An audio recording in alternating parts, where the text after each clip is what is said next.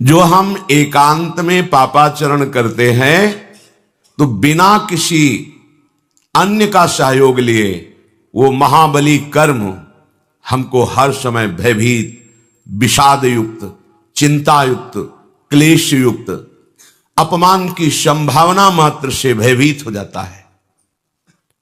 आगे जो महान भय, जन्म मरण, नरकादि यंत्रणा, विविध प्रकार की नीच योनियों में जाना, ये तो उसके विवेक में ही नहीं आ रहा है।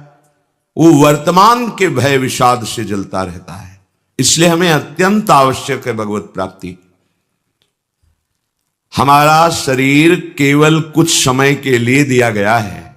इस पर हमारा अधिकार केवल सत असत आचरण करने के लिए है। पूर्व पाप और पुण्य का फल भोगने के लिए और नवीन कर्म करने के लिए यह शरीर मिला हुआ है कुछ समय के लिए। जितनी और योनियां हैं उनमें केवल वो अपने पाप और पुण्य का कर्म फल ही केवल भोग सकती है, चाहे देव योनि क्यों ना हो, वो नवीन कर्म नहीं कर सकते। इसलिए केवल मनुष्य शरीर को ये योग्यता दी गई है कि वो नवीन कर्म कर सकता है।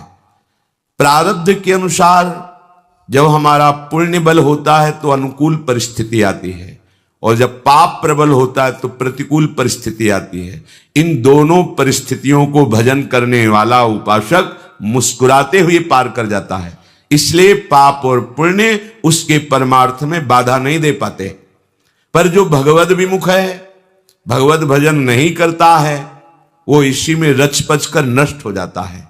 अनुकूलता आई तो अहंकार बढ़ा, और अहंकार आया तो सारे दोष पुनः वैसे ही होने लगे जैसे पूर्व कर्मों में होते होते हमें अनंत जन्मों से भटकना पड़ा, वैसे फिर मनुष्य जन्म में वही कर्म होने लगते हैं जिससे हमारा भटकना बंद नहीं होता। दोस्तों, अगर आप हमारे चैनल से जुड़ना चाहते हैं, हमारे चैनल का पार्टनर बनना चाहते हैं, तो हमारे चैनल के ज्वाइन बटन दबा के आप उसका पार्टनर बन सकते हैं, मेंबर बन सकते हैं।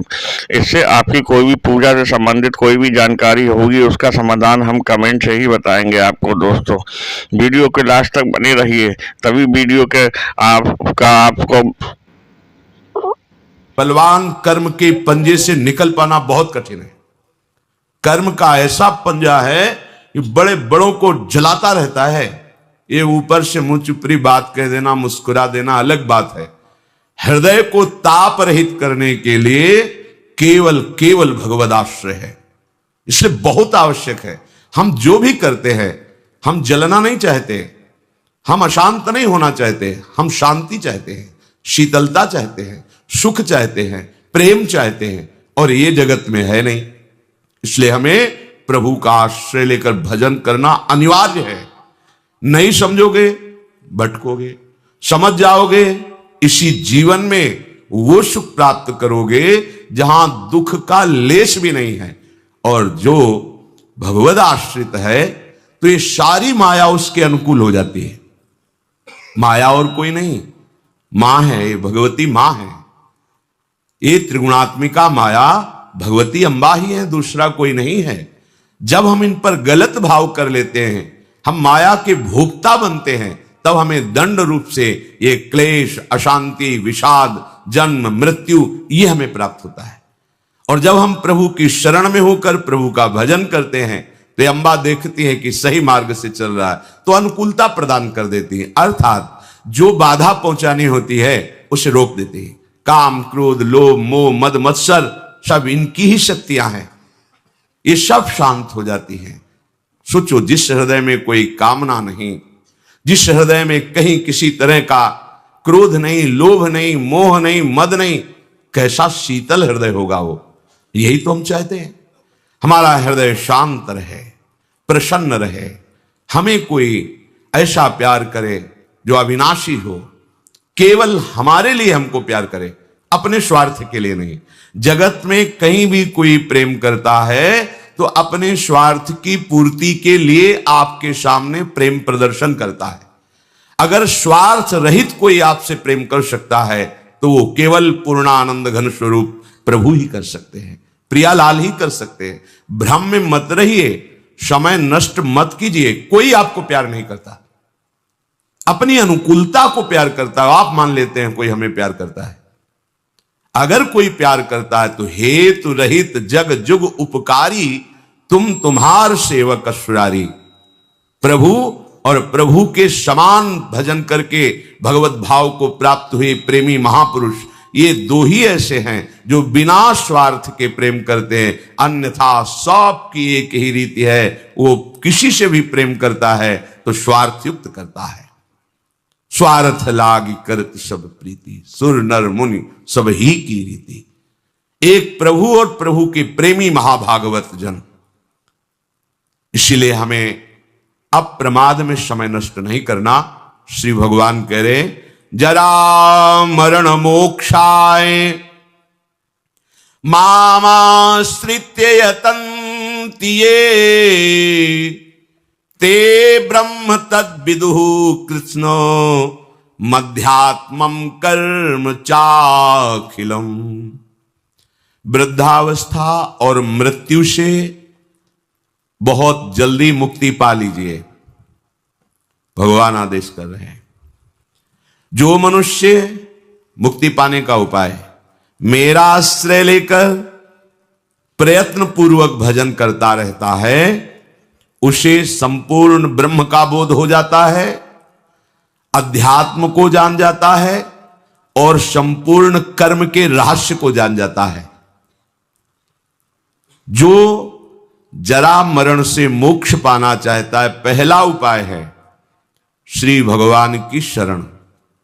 वो हम कैसे हो ये भी नहीं जानते, तो फिर भगवान कृपा करके अपने प्रेमी महाभागवतों का संग दे देते हैं। भगवत भक्तों की कृपा से भगवत शरणागति प्राप्त होती है। सीधे प्रभु की शरणागति प्राप्त होना बड़ा ही कठिन है। इसीलिए भगवान सदगुरुदेव रूप में बंदो गुरुपद कंज कृपा सिंधु नर रूप हरि, महामोहतम पुंज जासु बचन रवि कर निकर।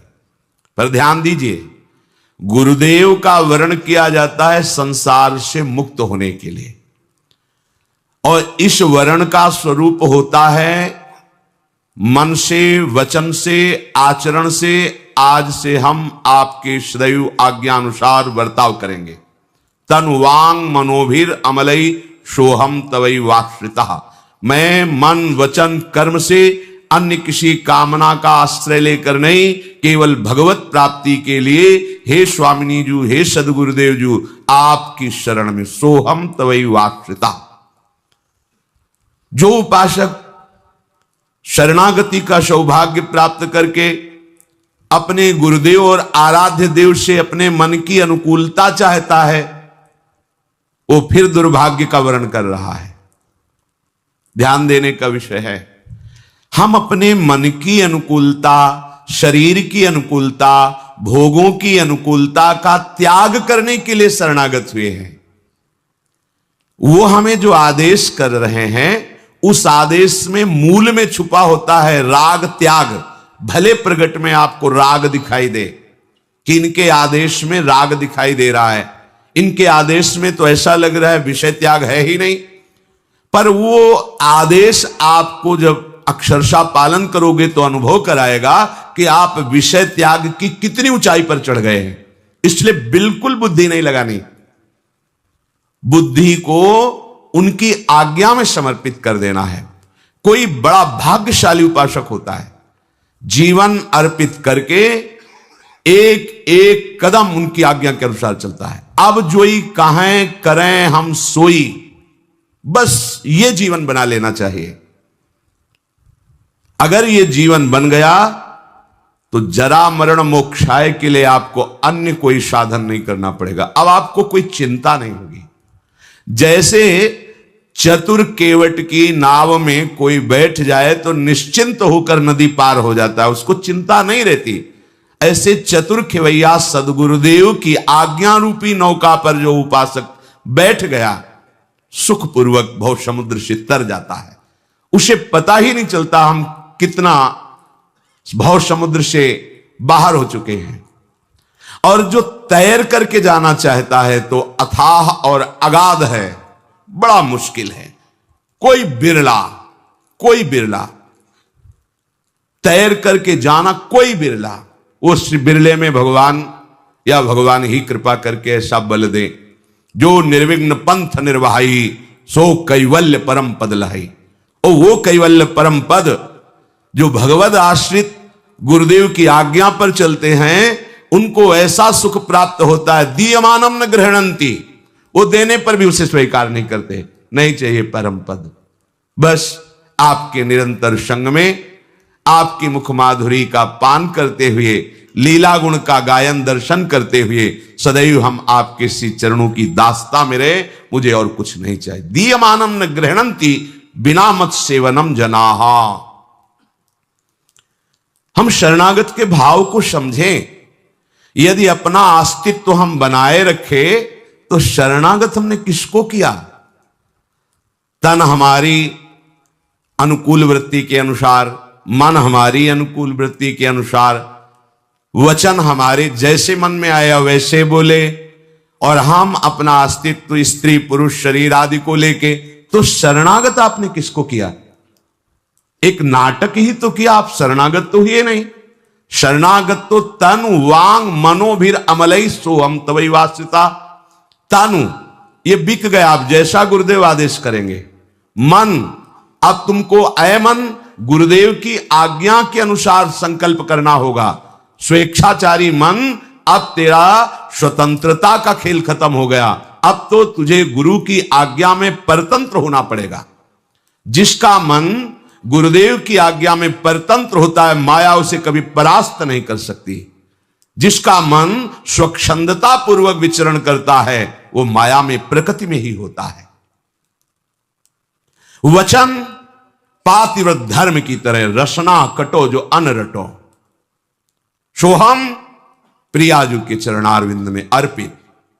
अब क्या जरा और मरण का कोई भय रह जाएगा? नहीं।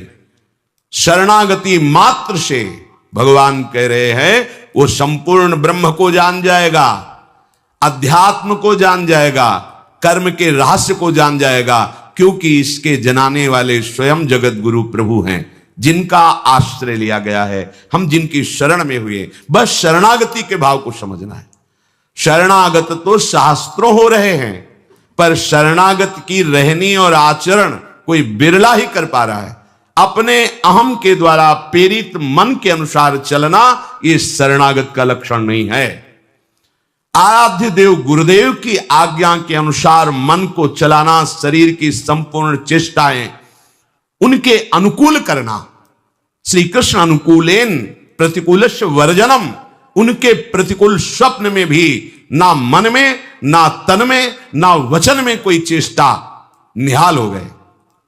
पर ऐसा शरणागत कोई बिरला ही होता है। इसलिए कोई एक पाव भगत जिमि मोरी, कोई बिरला मेरी भक्ति को प्राप्त होता है। कोई बिरला ऐसा है जो मोक्ष पद को प्राप्त होता है, क्योंकि ये एक शरणागति का सांसारिक संबंध जैसा व्यवहार करते हैं। सब वस्तु हमारी, सब चेष्टाएं हमारी, हमारे मन के अनुकूल, बस तो हम माना शरणागत। नहीं, तुम्हारा अस्तित्व ही नहीं है। जिसने अपने आपे को मिटा दिया है वही शरणागत है। यंत्रवत जीवन जिसका चलने लगा, वो भगवत स्वरूप हो जाता है। बाद में खुद अनुभव होता है कि प्रभु कृपा करके हमारे हृदय में आकर विराजमान हो गए और वो सारी चेष्टाएं करा रहे हैं। जो गुरुजन महापुरुष हैं, उनकी आज्ञा पर विचार करने का अवसर नहीं होता। अब विचार करेंगे, आपने कहा है, देखेंगे कैसा होगा। ये सांसारिक वार्ता में हो सकता है, लेकिन गुरुदेव की आज्ञा पर उनके द्वारा जो आदेश दिया गया है, उसमें बिल्कुल विचार की गुंजाइश नहीं होती। जैसा आदेश हुआ वैसा ही हम अपने जीवन में, क्योंकि हमारा जीवन गुरुदेव का जीवन है। सच्चा शिष्य वही है जो गुरुमय हो जाए। सच्चा शरणागत प्रभु का वही है जो भगवानमय हो जाए, तन्मया। ये अनुभव होने लगे कि ये शरीर गुरुदेव का, ये मन गुरुदेव का, इसकी चेष्टाएं गुरुदेव की, और मैं स्वयं गुरु स्वरूप। ये हुआ शिष्य का स्वरूप।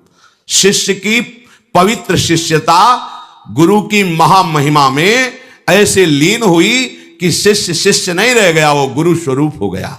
जानत तुम्हें तुम्हें हो जाए, तन मन वचन सब गुरुदेव स्वरूप हो गए। अब हो गई पूर्णता, जरा मरण मोक्षाय स्थिति अपने आप हो गई, क्योंकि इसी का तो भय था, और जिसका भय था वो समर्पित हो गया, और ऐसी जगह समर्पित हुआ कि जिसका था, जिसका है, जिसका रहेगा, उसी का हो गया। मेरा माना हुआ भ्रम नष्ट हो गया।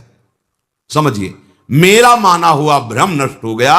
ये भ्रम नष्ट हो जाना ही विशुद्ध ज्ञान है। जा सुकृपा सब भ्रम मिट जाई। भ्रम बना रहता है, क्यों? शरणागति कच्ची है। हम कहलाते शरणागत हैं, पर किसको शरण किया? आप खुद प्रश्न करके देख लो अपने में। तन का वर्ताव स्वसुख वांछा से आप कर रहे हैं, मन का वर्ताव आप कर रहे हैं, वचन आपके हैं, आपका अस्तित्व शरीर में है, तो आपने शरणागत किसको किया? आप प्रश्न करके देख लीजिए अपने से, आपको उत्तर मिलेगा अहंकार को। अगर आप अब भी समझ जाए तो जितना समय है उतना प्रभु के चरणों में अर्पित कर दें, इतने से ही काम हो जाएगा। जितने मिनट है इतने से ही भगवत प्राप्ति हो जाएगी। मान लीजिए, शरणागत का बहुत बड़ा प्रताप होता है, पर अपना अस्तित्व हम नहीं मिटा पाते हैं, इसलिए अनुकूलता की मांग होती है। हम देखते हैं उपासकों को, अनुकूलता की मांग ही गुरुदेव की, आराध्य देव की कृपा समझी जाती है। ऐसा नहीं है। ये अनुकूलता प्रतिकूलता बाह्य परिस्थिति है। हमारी स्थिति अध्यात्म में पहुंचे, इसलिए हमें गुरुदेव रूपी श्रीहरि का आश्रय मिला है, अनुकूलता के लिए नहीं मिला है। अनुकूलता प्रतिकूलता का कोई प्रभाव ना पड़े हृदय में, यह है गुरुदेव की कृपा। भारी से भारी अनुकूलता गर्व न लाए, भारी से भारी प्रतिकूलता हमारे अंदर शोक न पैदा कर पावे, निराशा न पैदा कर पावे, यह गुरुदेव की कृपा है, ये आराध्य देव की कृपा है। श्री भगवान कह रहे हैं, मेरे आश्रित होकर, यदि भगवद आश्रय हमारा दृढ़ हो जाए तो सारी चिंता खत्म हो जाएगी। जब बड़े को अपना सारा भार दे दिया, हमें पता है कि वो सर्वज्ञ हैं, सर्वशक्तिमान हैं, सर्वत्र हैं, और हमारे सुहृद हैं, क्योंकि सुहृदम सर्वभूतानाम, हमें बहुत प्यार करते हैं। फिर हमें क्या चिंता, फिर क्या शोक? प्रभु कह रहे, जो मेरे आश्रित होता है वो अध्यात्म को जान जाता है। अध्यात्म हमारा स्वरूप है, जो जीव का स्वरूप है उसे अध्यात्म कहते हैं। एक शरीर को छोड़कर दूसरे शरीर को प्राप्त करने में जो हेतु है वो मूढ़ता है, अज्ञान है।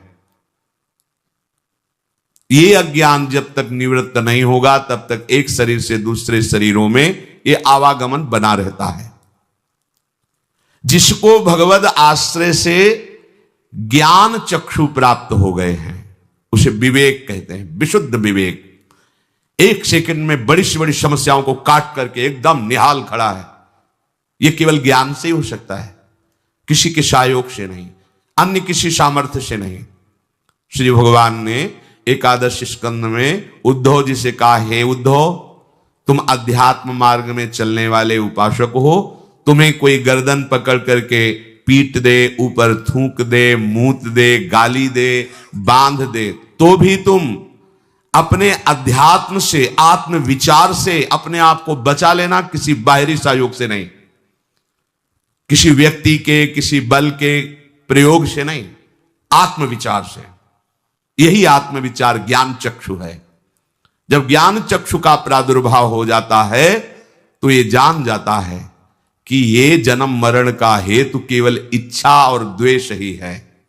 इच्छा द्वेष समुत्थेन द्वंद्व सम्मोहेन भारत सर्वभूतानि, जितने चराचर जीव हैं इनके जन्म मरण का हेतु इच्छा है मूल। उसकी पूर्ति ना होने पर, बाधा पड़ने पर द्वेष हो जाता है, क्रोध हो जाता है। इन्हीं द्वंद्वों से मोहित हुआ ये चराचर जगत जन्म मरण को प्राप्त होता है। ज्ञान चक्षु उपासक ये देख लेता है, इसलिए वो इच्छा रहित हो जाता है। जीव का क्या स्वरूप है, उसकी गति या दुर्गति क्यों होती है, भगवान उसे समझा देते। भगवान कह रहे, जो मेरे आश्रित होता है वो अध्यात्म को जान जाता है। ये अध्यात्म को जानना है, अपने स्वरूप का परिचय हो जाना। आज तक हमारी दुर्गति क्यों होती रही, हमारी सदगति अब क्यों होगी, इसके रहस्य को वो जान जाता है। जब उपासक भगवद आश्रय लेता है तो वो अपने स्वरूप की तरफ चलता है। जब जगत का आश्रय लेता है तो वो देह और भोगों की तरफ चलता है। आप पहचानिए कि आप जगत आश्रित हैं या भगवद आश्रित हैं। जब जगत का आश्रय होता है तो देह पुष्टता, देह प्रियता, देह के आराम सुख भोग की लालसा और भोगों का चिंतन, यह है संसार का आश्रय। भगवद आश्रय एकमात्र प्रभु की प्राप्ति की लालसा, अपने स्वरूप की तरफ गमन, अध्यात्म नित्या। नहीं, ये शरीर मेरा स्वरूप नहीं है, ये कुछ समय के लिए मिला हुआ है, इससे केवल हमें भगवत प्राप्ति करनी है। हमें भोग भोग करके समय बर्बाद नहीं करना, मलिनता और हृदय में नहीं बैठालनी, हमें शास्त्र विरुद्ध आचरण नहीं करना। ये भगवद आश्रय से स्वयं जागृत होता है। संसार के शरीर के आश्रय से जैसे पापाचरण ना चाहने पर भी जबरदस्ती होते हैं, ऐसे ही भगवद आश्रित होने पर ना चाहने पर भी जबरदस्ती उससे सत्क्रियाएं होने लगती हैं। जैसे बलात् उससे कोई भागवतिक कार्य करा रहा हो, वो देखता है कि मेरे द्वारा बिल्कुल क्रियाएं नहीं हो रही, ये प्रभु करा रहे, सत्क्रिया। जैसे कोई कहता है कि भगवान ही सब कुछ कराने वाले हैं, तो हमारे से जो कुछ हो रहा है भगवान करा रहे हैं, पापाचरण आदि जो भी। फिर समझ लीजिए, जगत के आश्रय से शरीर राग पुष्ट होता है, शरीर का आश्रय, जगत का आश्रय ही भोगों में रत करके अधर्म कराता है, भगवद आश्रय नहीं। भगवद आश्रित के हृदय में प्रबल वेग होता है भजन का, भगवत प्राप्ति का, अध्यात्म का, अर्थात स्वरूप में स्थित होने का। वहां कहीं पापाचार अधर्म की कोई गुंजाइश ही नहीं है, क्योंकि अहंकार वृत्ति से ही ये सारे खेल होते हैं जगत के, और ये आश्रित है, अहंकार ही तो सोहम तो वही आश्रिता। अब इससे कैसे पापाचरण हो सकता है? जो कुछ भी होगा अब महामंगल होगा। ये हृदय में बात बैठालनी चाहिए। जब भगवद आश्रित होता है उपासक, ध्यान दीजिए, तो उसका समस्त शरीर संबंधियों से संबंध विच्छेद हो जाता है अंदर से, चाहे वो गृहस्थ हो चाहे विरक्त हो। देख लेना, जब हृदय से भगवद आश्रय ले लिया तो इसका प्रभाव होता है, सुत बनिता आदि जान स्वार्थ रत ना करू नेह सभी से। वाणी से नहीं बोलेगा, गृहस्थी में है वैसा नहीं बोलेगा, व्यवहार वैसे ही करता नजर आएगा जैसे आसक्त पुरुष करता है, पर उसका आसक्ति कहीं नहीं होगी, राग कहीं नहीं होगा, क्योंकि वो भगवद आश्रित है। भगवत प्रसन्नता के लिए उसके हृदय में बात बैठ गई है, नाथ सकल संपदा तुम्हारी, मैं सेवक समेत सुत नारी। और जो विरक्त है कदापि कहीं किसी भी संबंध को स्वीकार नहीं करता। भगवद आश्रित तो नाते नेह राम के मनियत, सुहृद सुसेव्य जहां लो। अगर अब पार्थिव संबंधों का महत्व रहा तो आपने अभी भगवद आश्रय नहीं लिया है। तात मात सुतदार देह में मति अरुझय मति मंदा, हित किशोर को होय चकोर तू लख वृंदावन चंदा। ये भगवद आश्रित का लक्ष्य होता है। रसिक मंडली में या तन को नीके ढंग लगाओ, दंपति यश गाओ हर्षाओ, हितसो रीज रिझाओ। ये उसकी वृत्ति होती है। किसी भी संबंध से उसका कोई भी राग नहीं रहता। चलो हमारा राग नष्ट नहीं हुआ, पर हम नाटक करते हैं इस बात का, क्योंकि विरक्त मार्ग में हमारा कोई नहीं, अंदर से प्रियता है, पर बाहर से हम त्याग करते तो अंदर की प्रियता प्रभु का आश्रय हटा देगा। जो जगत के संबंधों में प्रियता है, स्नेह है, इसको निवृत्ति मार्ग पर उपासक को प्रगट में भी और अंतर में भी दोनों से हटा देना चाहिए। प्रवृत्ति मार्ग में जो गृहस्थ में है, बाहर से व्यवहार ज्यों का त्यों करते रहना चाहिए, अंदर से भगवत भाव में रहना चाहिए। सब प्रभु का है, प्रभु के लिए है। अब कोई पधारे तो भी कोई उसको शोक नहीं, जन्मे तो कोई उसको हर्ष नहीं। श्रीवास जी के आंगन में महाप्रभु चैतन्य देव अपने परिकर के साथ कीर्तन कर रहे हैं। कुछ दिन से उनका पुत्र बीमार था, एक ही पुत्र था, पधार गया। दासी ने कान में आके कहा श्रीवास से कि वो पुत्र पधार गया। उनका दोबारा यहां आवाज नहीं, महाप्रभु जानने ना पावे, कीर्तन में कोई विक्षेप नहीं होना चाहिए, और बजा बजा के करताल हरि बोल जोर जोर से कीर्तन, जैसे कोई बहुत बड़ी संपत्ति मिल गई हो, ऐसे नाचने लगे। पर महाप्रभु का कीर्तन रुक गया। महाप्रभु ने कहा क्या बात, हमारा भाव शुष्क हो रहा है, कोई शोक हो गया क्या? श्रीवास ये सुन ही नहीं रहे, कीर्तन में मगन है। किसी ने कहा श्रीवास जी का पुत्र पधार गया। श्रीवास जी की तरफ देखा, आनंद मगन होकर भगवान नाम कीर्तन में श्रीवास जी से रोककर कहा आपका पुत्र पधार गया और आपने हमसे भी नहीं कहा और कीर्तन भी नहीं रोका। तो उनका प्रभु एक कहने की बात है, आपकी वस्तु है, आप यहां रखें या बुला ले अपनी नित्य सेवा में, मेरा क्या अधिकार? देखिए मेरा। और प्रभु रही शोक की बात, तो जिनका नाम अंतिम समय स्मरण में आ जाए तो जीव परम गति को प्राप्त होता है, वो साक्षात हमारे आंगन में खेल रहे हैं, नृत्य कर रहे हैं और महामहिम भगवान नाम गूंज रहा है। अब उस जीव के कल्याण में कोई, तो ये तो महा उत्सव है, ये शोक करने का विषय थोड़ी। महाप्रभु चैतन्य देव ने हृदय से लगा लिया और कहा श्रीवास आज तुमने खरीद लिया श्री कृष्ण को, आज तुमने श्री कृष्ण को खरीद लिया। ये बात समझनी। गृहस्थ में भगवत भाव से युक्त परिवार से बिल्कुल आंतरिक मोह नहीं, पर व्यवहार मोह जैसा ही, व्यवहार में कटुता नहीं आनी चाहिए। और निवृत्ति मार्ग में, वैराग्य मार्ग में बाहर से भी राग रहित और अंदर से भी राग रहित। भगवत आश्रय के रहस्य को जानने वाला उपासक किसी भी क्रिया से अपना संबंध नहीं रखता, ध्यान रखना। सब भागवतिक क्रियाएं हैं पर हमारा संबंध नहीं। संबंध इससे कुछ फल की प्राप्ति। परिक्रमा लगा रहे हैं, प्रभु की प्रेरणा लगा रहे हैं, इसका क्या फल है? हमें कुछ नहीं चाहिए इसका फल, क्योंकि हम कर नहीं रहे, प्रभु लगवा रहे हैं। ये आप कीर्तन करें, इसका क्या फल है? कीर्तन। सेवा करें, इसका क्या फल? सेवा। नहीं कुछ तो नहीं, कुछ नहीं। हमारा जीवन भजन में हो रहा, कीर्तन में हो रहा, परिक्रमा लगा रहे हैं, धाम वास कर रहे हैं, इसका फल क्या है?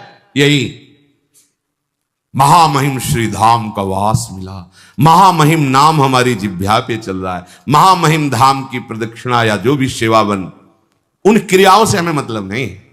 मेरे प्रभु कृपा करके मुझे अपने समीप रखें और जैसी चेष्टा करा रहे उसका कोई फल की आकांक्षा नहीं होती।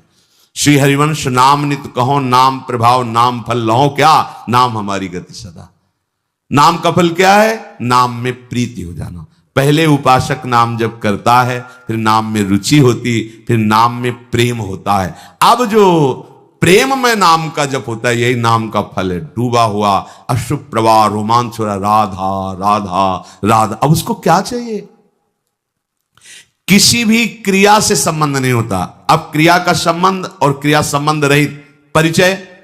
आप परिक्रमा लगा रहे हैं, आदि परिक्रमा हो गया, आपका आदेश हुआ, आप तुरंत आ जाइए, आपकी ये सेवा है। एक बार भी मन में नहीं होना चाहिए कि परिक्रमा पूरी नहीं हुई, एक बार भी मन में नहीं आना जी। क्यों? बिका हुआ हमारा जीवन है, हमें ना परिक्रमा से मतलब है, ना हमें किसी अनुष्ठान से मतलब, हमें आदेश से मतलब है। या कोई घटना घटी आपकी परिक्रमा नहीं, आपको दुख नहीं होना चाहिए। प्रभु की जैसी इच्छा, जोई जोई प्यारो करे सोई मोहि भावे, मोहि भावे। ये भगवद आश्रित का स्वरूप है, ये भगवत समर्पित का स्वरूप है। इसलिए भगवान बार बार कह रहे कि क्रिया की पूर्णता में नहीं, तुम कर रहे हो उसकी सिद्धि असिद्धि में समान भाव, क्षमता का भाव, ये उस क्रिया के फल से अनंत गुना बढ़ करके है। उस क्रिया में समान भाव, प्रमादवश नहीं छोड़ना। कोई भागवती कैसा आदेश आ जाए या दुर्घटना हो गई या किसी घटनावश शोक नहीं करना। आप परिक्रमा लगाएं, कुछ ऐसी बात हुई, परिक्रमा छूट, कोई परेशानी नहीं, आप बिल्कुल वैसे ही प्रसन्न मुद्रा में, क्योंकि हमको उससे कुछ लेना ही देना नहीं था। प्रभु करा रहे थे, हो रही थी, रोक दिया, रुक गई। हम प्रभु के आश्रित हैं। जो भगवत आश्रित होता है वो उपासक किसी भी क्रिया से अपना कोई भी संबंध नहीं रखता। क्योंकि ये शरीर प्रभु को समर्पित है, अब इसकी क्रियाएं प्रभु करवाएंगे। जो कर बड़ा साधन बन गया तो उसको कोई गर्व नहीं होता, और ऐसा लोक देखने में लगता है कोई साधन नहीं हो रहा तो उसे कोई शोक नहीं होता, क्योंकि वो इनके बल से नहीं, वो सीधे हरि के बल से है। अब गूढ़ बात का रहस्य हरिराम व्यास जी के, काहू के बल भजन को, काहू के आचार, व्यास भरोसे, मूल बात भरोसा उसको श्री लाडली जी के चरणारविंद से, न क्रियाओं से है न भजन से है। अभी ऐसी विक्षिप्तता में भजन रुक गया तो हमारी लाडली जो है ना संभाल लेगी। अगर अभी बिना भजन के शरीर छूट गया, हम भगवद आश्रित है, कोई ऐसी मूर्छा अवस्था, कोई ऐसी अवस्था, तो वो कह रहे उस समय मैं स्वयं आती हूं, वो आ जाएंगे। क्या हमें परेशानी, कितनी निश्चिंतता, कितनी बेपरवाही। वो अपने स्वरूप को जान जाता है, ऐसा भगवद आश्रित उपासक। स्वरूप को जानने का मतलब सही माने में हमारा जो स्वरूप है उसका किसी क्रियाहीनता से या क्रिया उत्तमता से कोई फर्क नहीं, वहां क्रियाओं की पहुंच ही नहीं, अपने स्वरूप कोई आवश्यकता नहीं, न सत्क्रिया न असत्क्रिया, स्वरूप की। अब वहां तक पहुंचे नहीं इसलिए है चलो ऐसा करो ऐसा ना करो, इसका परिणाम होगा कि कर्ता भाव ही लीन हो गया, क्रिया रहित हो गया, अर्थात मैं नहीं कर रहा हूं। यह अनुभव होता है बड़े बड़े महापुरुषों को जो भगवत प्राप्ति के नजदीक पहुंच रहे हैं या जो भगवत प्राप्त हो गए हैं। कुछ नहीं हो रहा, सब कुछ होते हुए कुछ नहीं हो रहा। करें करावें आप सब जनह बढ़ाई दे। तीनों लोग 14 भुवनों में जितने भी चराचर जीव हैं उन सबके स्वरूप का उसे ज्ञान हो जाता है। तो अलग अलग वो चिंतन करता होगा कि चींटी का क्या स्वरूप, हाथी का क्या स्वरूप, नहीं। जैसे कांच के महल में खड़े हो तो हजारों लाखों रूप तुम्हें दिखाई दे रहे हैं, लेकिन वो किनके हैं, अपने हैं ना, तो जान गए ना लाखों रूप को। ऐसे ही आत्मा एक है, ये घड़े अनेक हैं, ये सब घड़े भास रहे हैं, इनमें एक ही आत्म तत्व है, दूसरा नहीं। जान गए 14 भुवनों में, तीनों लोकों में अनंत जीवों के स्वरूप का उसे बोध हो गया। क्यों? क्योंकि अपने स्वरूप का बोध हो गया।